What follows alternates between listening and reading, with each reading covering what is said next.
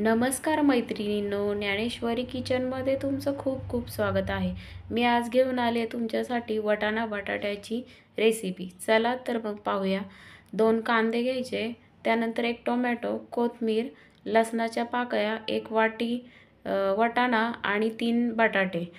आणि आता दुसरं आपण हे घेऊया, 2 तेजपत्ता, 5 ते 6 लवंग, 1 दालचिनी आणि विलायची 2 आणि मिरी 4 ते 5। त्यानंतर आपण बटाटे छोटे छोटे आकाराचे कापून घेऊया। आता वाटाणा आणि बटाटा स्वच्छ पाण्याने धुवून घेऊया। नंतर चॉपरमध्ये लसूण, आलं आणि कांदा टाकून हे आपण बारीक करून घेऊया चॉपरने। आता अशा प्रकारे कांदा आपला बारीक झालाय। त्यानंतर आपण त्यामध्ये टोमॅटो बारीक करून घेऊया। अशा प्रकारे कांदा आणि टोमॅटो सगळं बारीक करून घ्यायचं आपल्याला। त्यानंतर गॅस चालू करून तेल आपल्या आवश्यकतेनुसार टाकायचं आहे।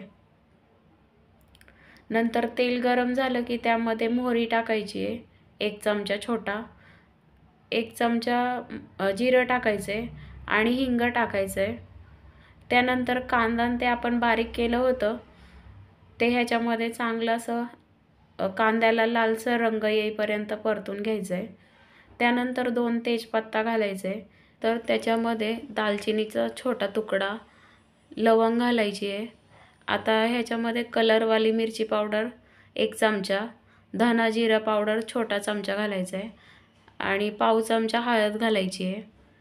कांदा लसूण मसाला आपल्या आवश्यकतेनुसार, आपल्याला जर तिखट पाहिजे असेल तर 2 चमचे घाला, नाहीतर 1च चमचा।